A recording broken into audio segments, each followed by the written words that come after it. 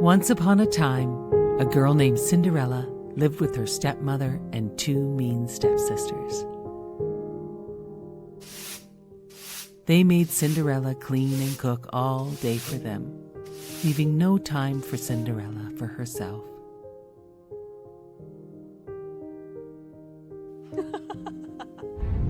One day, the king and queen of their village announced a grand ball for all the young ladies to attend. It was time for their son, the prince, to find a bride.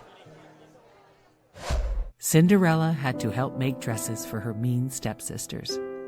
She had no time to make a dress for herself. She worked hard on the dresses for her stepsisters, and they just made fun of her. "Hurry up," said the stepmother. "I am trying very hard," said Cinderella, "as I want to get my dress started too." The stepsisters laughed and said, "Imagine Cinderella at the ball in her torn, raggedy dress." Cinderella just kept working to finish the stepsisters' dresses. On the night of the grand ball, a fine carriage picked up the stepsisters and stepmother, but left Cinderella behind to do her chores. Cinderella had no dress anyway. She had no time left after making the stepsisters' dresses to make her own. She waved goodbye and said aloud, "I wish I could go to the ball." Then, poof! All of a sudden, a fairy godmother appeared. Cinderella could not believe her eyes. "Who are you?" said Cinderella. "Well, I am your fairy godmother, and I will grant your wish to go to the ball." "But what will I wear?" said Cinderella, "and how could I ever get there?" Then, poof! With a touch of her magic wand on Cinderella's head, Cinderella was dressed in the finest ball gown and special glass slippers that fit only her. Cinderella looked at herself and could not believe it. "But how will I ever get there?" said Cinderella. And then, poof! With the touch of her magic wand, the most beautiful carriage was waiting to take Cinderella to the ball. "Have a wonderful time," said the fairy godmother. "But remember, Cinderella, at midnight, everything goes back to the way it was before." Cinderella promised her fairy godmother she would leave the ball by midnight. Cinderella went off to the ball. She met the prince and they danced all night. They danced, and they were having such a great time that Cinderella did not notice the time was slipping away. Dong! The clock rang. It was going to be midnight. Dong! Cinderella had to leave. The prince begged her to stay. She ran up the ballroom stairs, and one of her glass slippers fell off her foot. "Please stay," said the prince. "We have just met." "Goodbye," she said, as she waved to the prince, and she slipped into her carriage and was whisked away. The prince was left standing on the ballroom stairs, holding Cinderella's glass slipper that had fallen off her foot. The prince knew he must find her by matching the glass slipper to the fair maiden Cinderella who fit that special shoe. The next day he visited all the fair maidens and finally found Cinderella, who fit the glass slipper perfectly. Her stepmother could not believe it. "How can this be?" said the stepmother. "I can't believe this," said one stepsister. "Cinderella fits the slipper?" said the other stepsister. The prince knew he had found his bride.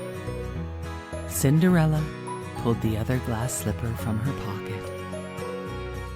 He said, Come with me to live in my castle, my future bride.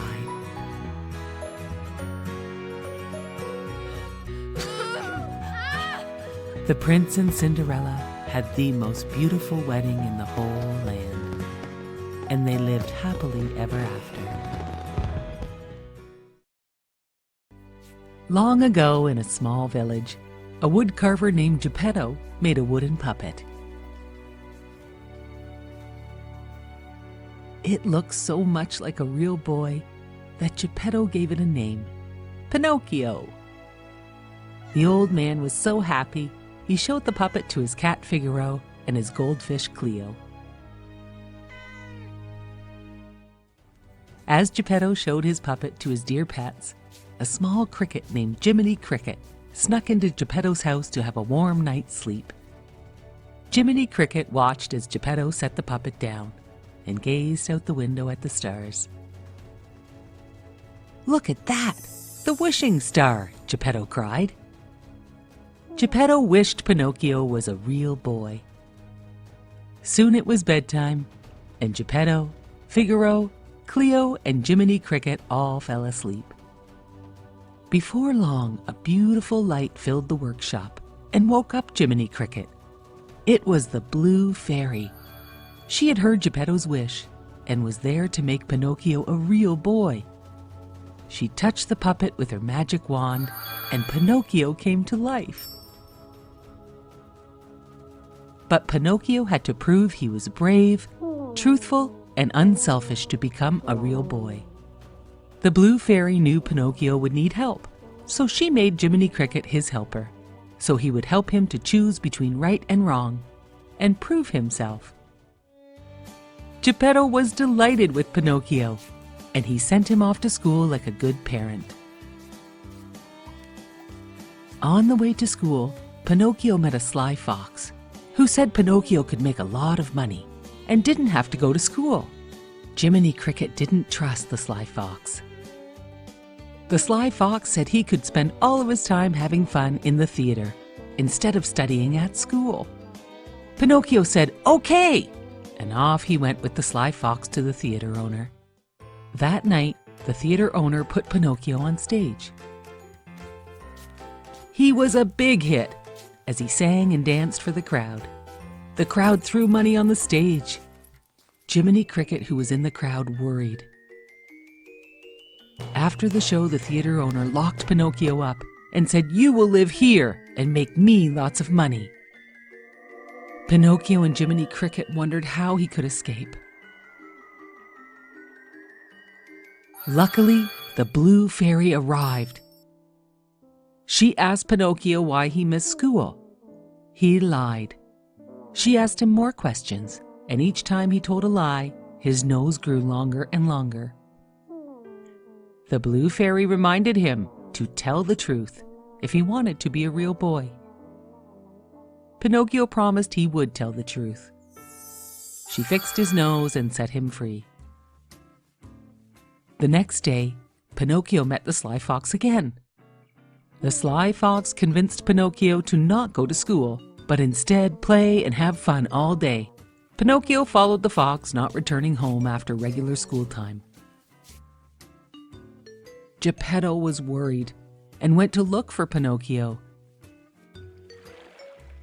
Geppetto sailed his boat to search for Pinocchio, and he was swallowed up by a huge whale.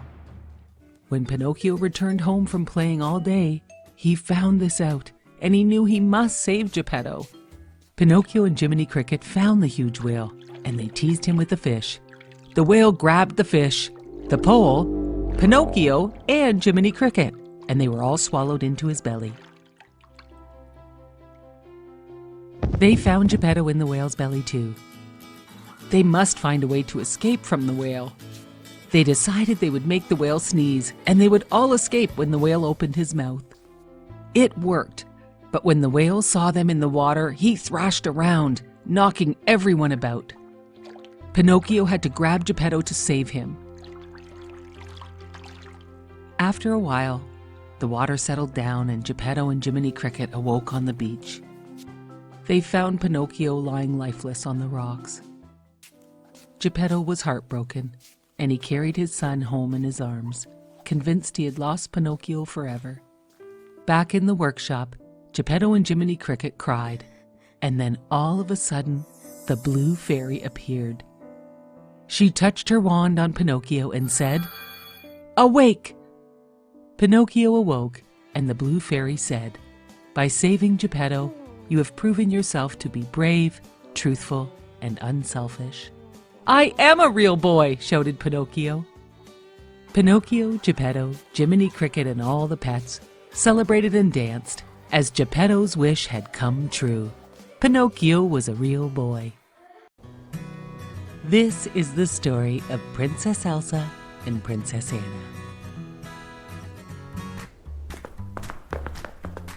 When they were little girls, they were best friends.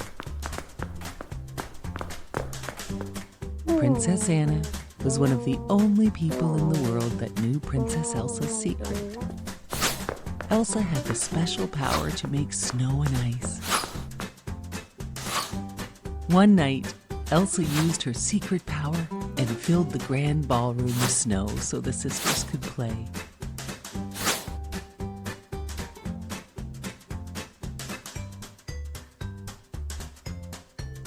As they were playing, Elsa lost control, and she accidentally hit Anna with a blast of icy magic. Anna was badly hurt. Her parents went off to the ancient mountain trolls to ask them for help. The wisest old troll told them that Anna could be saved, and that she was lucky to have been hit in the head and not in her heart. As the years passed, Anna forgot about that night. To keep Elsa's special gift a secret from everyone else, their parents surrounded the castle with walls and never let anyone inside. It seemed whenever Elsa had strong feelings, her magic powers would spill out. Elsa never wanted to hurt her sister again, so she stopped playing with Anna. Anna became very lonely. Even after their parents were lost, the two sisters didn't spend any time playing together. Years later, it was time for Elsa to become queen. For just that one special day, the castle gates were opened. Hundreds of guests attended Elsa's coronation ceremony. Elsa worked very hard the whole day to hide her feelings and special powers. At the party, Anna danced with a handsome prince. He made her heart flutter. They fell in love and decided to marry. Elsa thought this engagement was a bad idea. Anna could not believe her sister, and they started arguing. As Elsa lost control and started to shout, her secret power was exposed. As ice shot from her hands, everyone stared in shock. Now they all knew her secret. Elsa ran out of the castle and fled to the mountains. It was summer, but Elsa's power had created a terrible winter storm. Anna felt terrible and ran off to find her sister, despite the bad winter storm. She met a magic snowman along the way named Olaf. Olaf knew where they would find Elsa and agreed to help.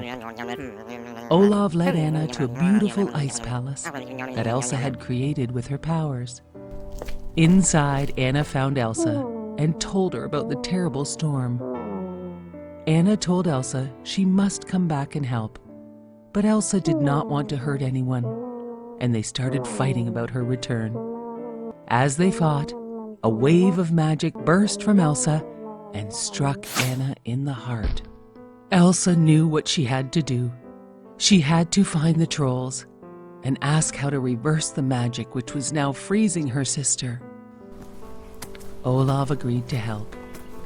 Elsa and Olaf found the ancient mountain troll, and he said, "Only an act of true love can thaw Anna's frozen heart." Elsa brought Anna back to their parents' castle to find the prince Anna was to marry, as he could save Anna with his true love. He laughed when he saw her and threw the sisters in the dungeon. "I only pretended to love her to get the castle and kingdom," said the prince. Afraid and locked in the dungeon, Elsa looked at her frozen sister. All of a sudden, the prince came in with a sword. He swung it at Anna, and the sword shattered on her frozen body. Elsa grabbed her and held her frozen sister tight, and suddenly, Anna began to thaw. As Olaf watched them, he remembered the wise old troll and what he said. An act of true love will thaw her frozen heart. The two sisters' love had saved them and their kingdom. They were best friends again. Even in the summer, Elsa always made Olaf snow so he could never melt. And now the castle gates were wide open. The evil prince was long gone, and they all lived happily ever after. Once upon a time, there was a man and his wife that had wanted a baby for so long, but had never had one. One day, the wife gave her husband the awesome news that they had waited so long for. They were going to have a baby. They lived in a house overlooking a big garden full of fresh vegetables and flowers. Sadly, the garden was protected by a high wall with barbed wire on the top. The mighty witch who lived there wanted no one in her garden. Everyone was very scared of the mighty witch. One day, the wife was so hungry for the fresh radishes. She saw them growing in the witch's garden, but she knew she could not have them. Although she really, really wanted them, she thought she might die if she did not have them. Her husband worried so much about her. She told him, "I think I will die unless I can have some of those radishes that grow in the witch's garden." Her husband waited for nightfall so he could climb over the wall to get her some of the witch's radishes.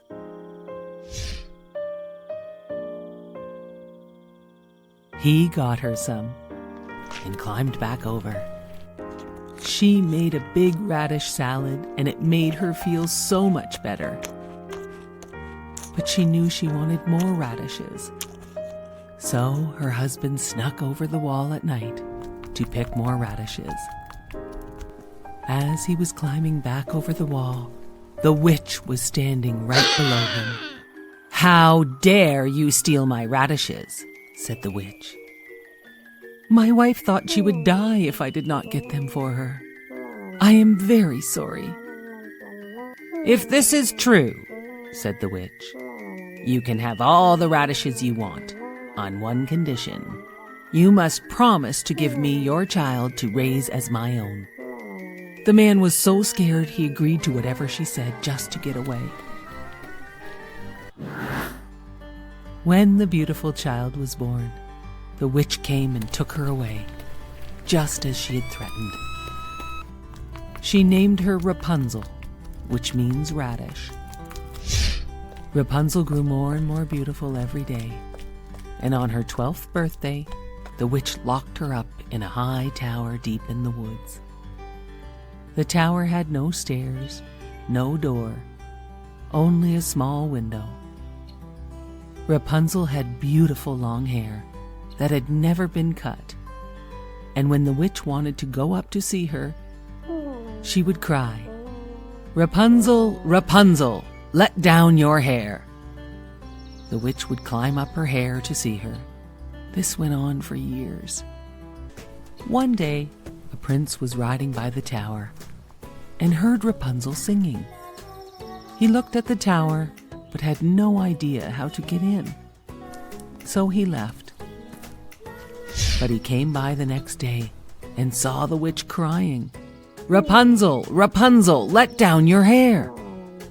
And he saw the beautiful girl who sang, let down her hair for the witch to climb up to see her. The prince returned at dusk and cried, "Rapunzel, Rapunzel, let down your hair." Rapunzel could not believe it when the young prince appeared, and it was not the witch. They fell in love at first sight. They made a plan for Rapunzel to escape. The witch found this out and cut off Rapunzel's hair and hid her away far from the tower. That night, the witch waited for the prince. He cried, "Rapunzel, Rapunzel, let down your hair." The witch threw out Rapunzel's hair, and he climbed up. To his surprise, it was the witch, not Rapunzel. The witch cursed him. "You will never see again." And with that, he was blind. For some time he wandered the forest, hoping to hear Rapunzel singing again. And then, one day, he heard her singing. He followed her voice and found her. They hugged and Rapunzel cried, so happy to see him again.